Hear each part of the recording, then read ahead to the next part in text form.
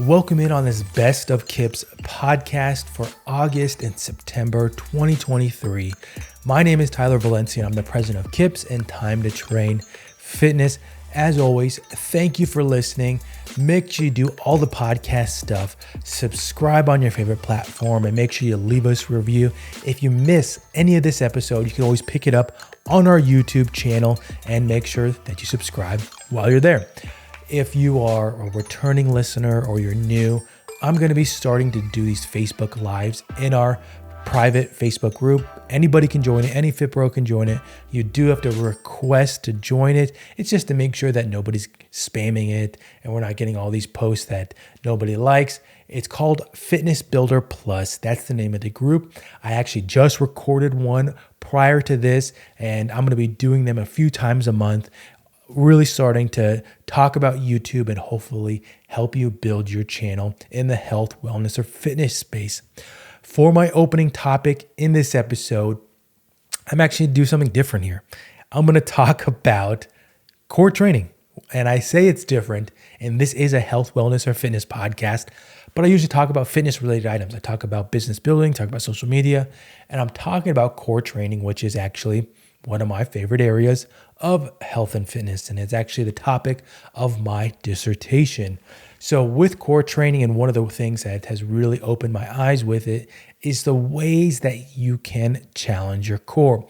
When I first started, you were typically shown, okay, you do planks. Oh, who can hold the longest plank? And as you progress through your career, you start to see, were those planks and were all those crunches, were they really helpful? Did that really help me or help my clients for me programming all those things? What did I actually learn from those? And with adding variety with the load. So when I say that, body weight, or are you using some type of external load, a weight plate, medicine ball, or some type of weighted pole that you can add some type of different external load with? Are you using it? Are you using body weight? Are you using load? Intensity. Are you doing short, very intense core training exercises? Are you mixing that up with duration, that in terms of, okay, instead of doing 1 minute plank holds, we're doing 10-second plank holds that are really short but really intense, where you are squeezing every single muscle in your body.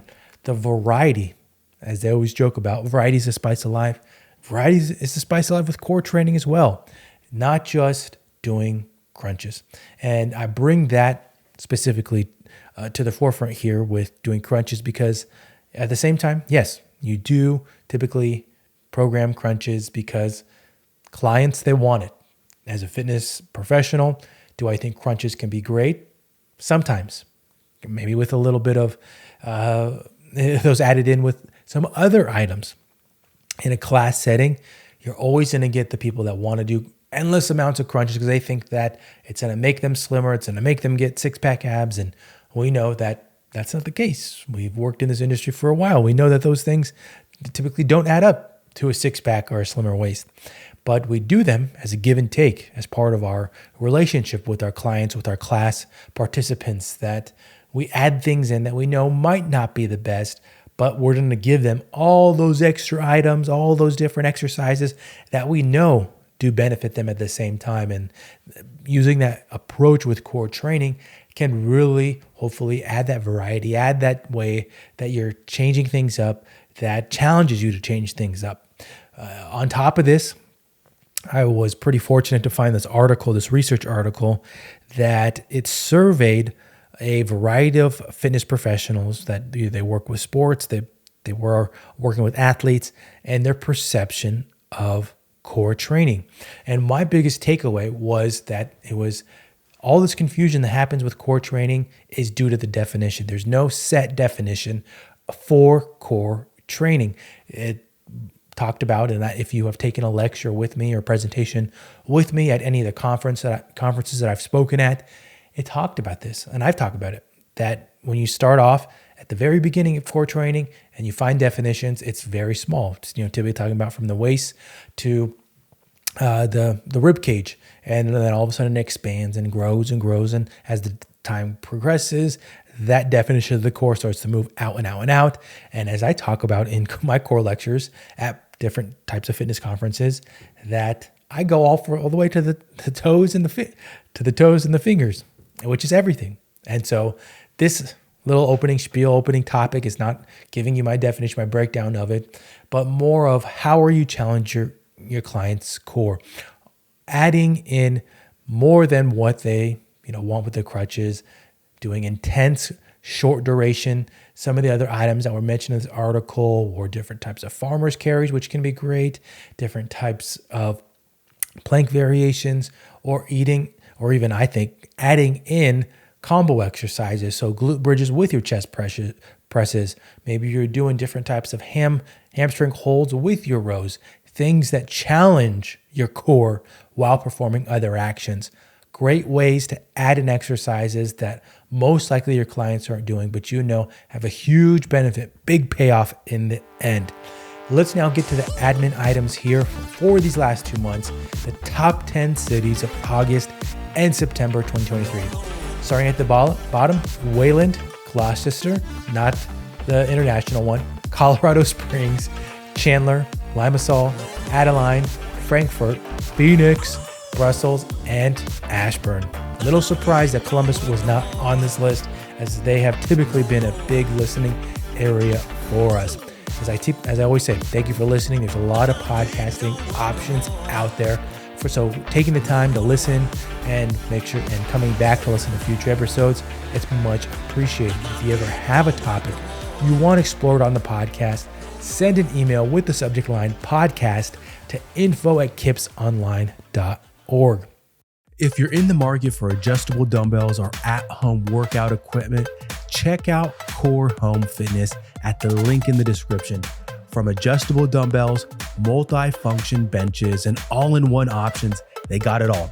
I personally have their adjustable dumbbells and the glute drive that also works as a bench, and would recommend them to anyone building their home gym or looking for easy adjustable options. The dumbbells, they easily adjust from 5 pounds to 50 pounds just by turning the handle and lock in for your safety. Grab yourself a pair and see for yourself how easy they can fit into your fitness program. If you've been a fan of this podcast, you know that before end of each episode, you're going to hear a promotion for the Naboso Duo insoles. I've been using them for probably a year and a half, and I personally think they're game changers. I think everybody should get them, try them out, see what you think. And personally, I've talked about how I used to have foot pain just from sitting at a desk and then trying to be active, trying to go work out, and not really being able to fully maximize it. So I always try to throw it out there for individuals to just try them out, see what you think, utilize them in your day-to-day, and hopefully improve your overall activity level. That's the key right there, activity level. So check them out. There's a link in the description for the Naboso insoles. They have a variety of them to check out, different accessories. Check them all out. See what you think, and hopefully come back and let us know that they've really helped out with your activity level. Let's get back to the episode. These last 2 months really been some solid content. And with this being one that summarizes the last 2 months, I'm going to try my best to get through all of these. But as always, there are links in the description to the full tutorial or the full episode within the KIPS podcast. Starting at the top here, so going all the way back to the beginning of August, the first episode was creating better reels with templates. And since then, I personally have continued to use these Instagram templates. So in this tutorial, in this podcast tutorial, I'll call it, I talk about a way that you can create content using what's already built into Instagram. I always say platforms, they want you to keep people on it. They want people to stay on it. They want people to engage on it. They want people to utilize it. So they're going to give you the tools to create better content. If you were to open up your Instagram app, go to Reels. So you go to Create, go to Reels. At the top, there should be an option for templates. It's going to show templates that are trending, ones that are recommended for you, saved audio, all things that you can inject your own content into to create a reel. On top of it, it's going to look engaging, look better, but it's going to be showing up with other content using the same audio and cut in a similar manner. All things that help you organically grow your profiles. The first guest that I had in August on the podcast was Jen Tarrant. Now, Jen has come on the podcast before. She is a yoga professional, a yoga therapy professional, and a yoga educator. She is great for talking about online workouts, and part of why I've had her on before, and our own studio that she built in her house to teach yoga, teach yoga instructors. And in this episode, we talk about grief and loss. She recently created a course with Yoga Fit on grief and loss, and we talked about different areas within this course that she made. Some really fascinating things and how people express grief and loss in different ways. And one of the more interesting parts that I took away from it was how different types of yoga can be utilized depending upon how your client that's showing up for your session is feeling on that certain day. So they might need to express grief in a different way. And depending upon your connection with them and what you know about the situation that they're going through, you might take them through a different type of yoga that is dictated from their emotions. And this part of the podcast I found very fascinating because I wouldn't have thought that. I'm not the biggest yoga person myself. So her talking about this, it really kind of opened my eyes to it. And I think it's really interesting to hear about those things. And she even talks about how different types of fitness practice can be utilized in this, and it gives you ideas in that way. So let's get to a clip from this episode. So it is not, necessarily beautiful ambient music, sitting in lotus pose with a beautiful hand mudra and Hmm. all of your troubles float away. Like that's not real life. Yeah. Real life is in the middle of grief. Maybe you're angry, you're sad, you're depressed, you're confused. Like all of these different things can come up. And so rather than trying to pretend like they're not there, or trying to escape from that and come to this place where there's no trouble in the yoga room. Instead, we meet it head on and we're like, what's going on in there? Okay, well, let's express that with our body. And Yeah. so we have adapted some yoga poses to be extremely expressive of the emotion. And Mm, I tell you what, Tyler, it can really get going I in a bet. yoga for grief class. Like we have some, some yelling out, not free form yelling out, but in cooperation with the pose, or some big breaths where we can sigh out the frustration, the sadness, whatever's coming our way. And we will take our journey through the different experiences grief brings our way and be able to express really a large majority of them. The next episode that was released was on the top 5 tips for fitness instructors starting on YouTube. Now, whenever I talk about YouTube, I always got to say that I usually give fitness related tips because that's my background. I used to be a personal trainer, taught group exercise. But if you're a yoga instructor, you're a wellness coach, health coach, strength coach, whatever that might be, you just got to listen and try to extract and use an example from your profession in that manner. But the piece that I'm going to preface this episode with is that I'm talking about online workouts, but I do even say this that you can start wherever you want. YouTube and using it in a capacity to build your business is really giving you options. You could start off just creating small tutorials, 5-7 minute tutorials on whatever you feel like is appropriate that you can help use for your marketing. And all of a sudden you get more familiar with it. You get more confidence in it. And then by the time you look at it, you're like, oh, wow, like I like this. And my audience is growing. And maybe then you want to commit to doing full long workouts on it or full long episodes that are much longer. And now you're building your watch hours, you're building out your channel and potentially considering moving to a full-time YouTube business. So this episode, 5 tips that any fitness instructor can use that is starting out on YouTube. The next guest that I had on the KIPS podcast was David Jack. And now David is a newer friend of mine. He lives out in the greater Phoenix area, relatively close to me. And we connected a few months back with this little group that we were talking with. And he is somebody that, as my wife would say, is similar to me. And I would say that Typically, I'm someone that looks at things with with the glass half full and not half empty. So he is somebody very positive, and I thought immediately when I was talking with him that, oh wow, he would be great to talk about mentorship. He talks about mentorship in a way that you probably never thought of.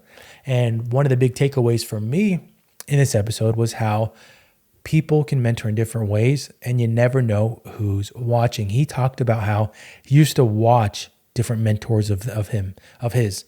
He'd watch them, see how they interacted in their normal day-to-day practice and what he could pick up from them, what notes he could take so that he can then ask a question to them.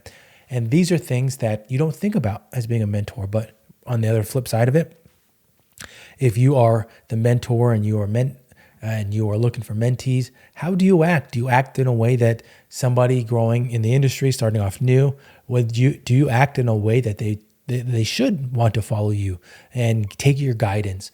These are all things to consider. And so David talks about both sides of it. And I think it's a very fascinating episode for anybody out there that potentially needs some help starting off, or maybe you're a veteran and you're looking to give back in the industry. Let's get to a small clip here. And you've got to let go of what was past.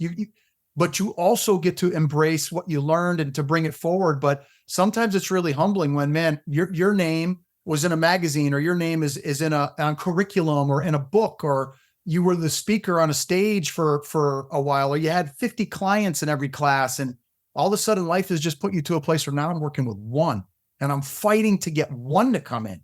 I could barely get an article written on whatever. So those moments are really, really challenging. I've experienced them. I wrestle with them. And I just want your listeners to know they're not alone. They're not alone. And if there's anything that we could ever do to talk more about that, gather together, encourage one another. To me, that's been one of the things that has been a game changer for me trying to navigate this profession. And I think that leads us into kind of having mentors, but also, what I say is we have these things that we coach, people we actually train and coach, clients, then also peers. One of the things we talk about out of many at the appropriate time is this concept of who's in front of you and where are they leading you? Who's with you and where are they guiding you? What are they encouraging? And what are they speaking life into or not into? Like, who are you walking with? And then who are you leading and where are you leading them? So we say, who's in front of you, who's with you, who's behind you? And we just use that as a way because we know that brings wellness to people. It brings wholeness to the human condition.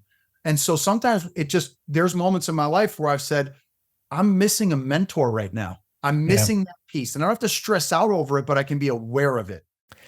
The last podcast episode that came out in the last 2 months was letting YouTube find your audience. Now, this was part of the topic that I just did a Facebook Live on, and the power of YouTube and how it can find your audience.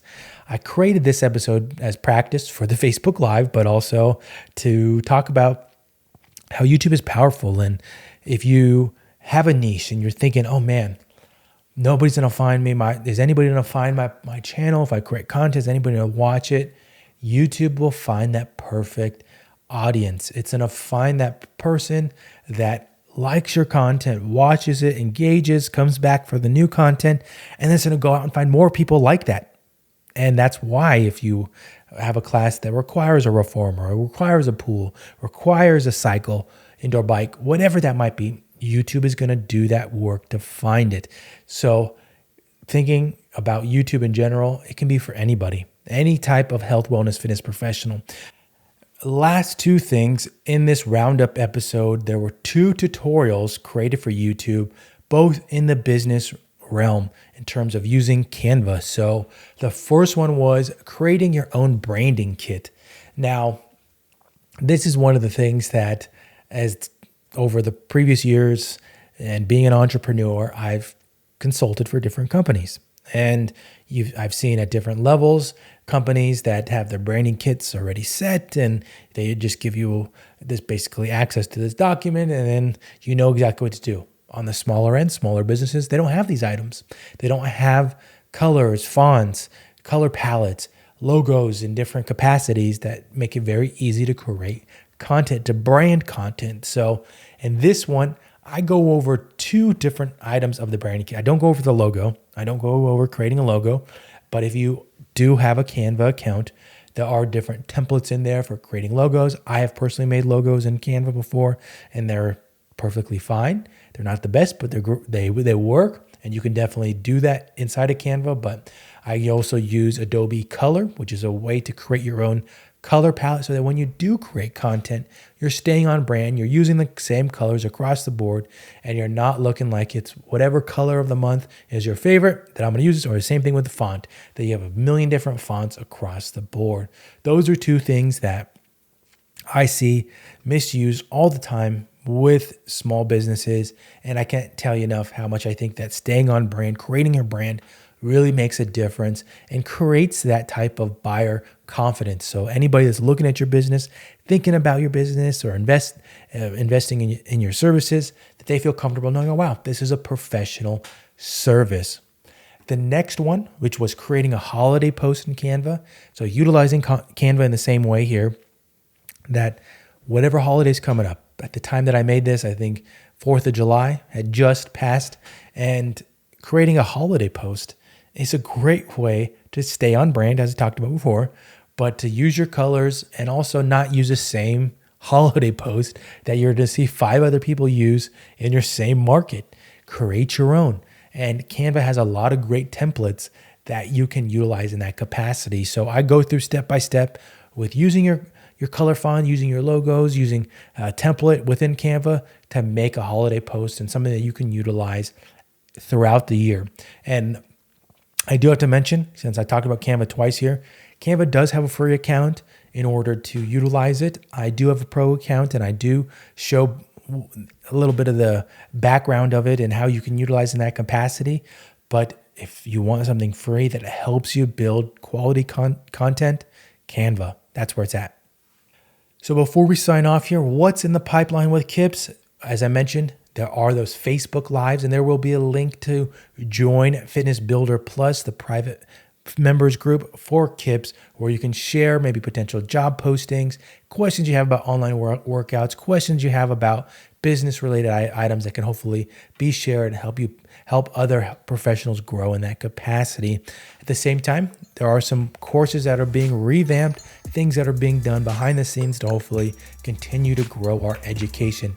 As I mentioned during the episode, the links for all the items, all the things that were released in the last 2 months will be in the description for this episode. As always, thank you for listening. Thank you for tuning in. I will catch you in the next one.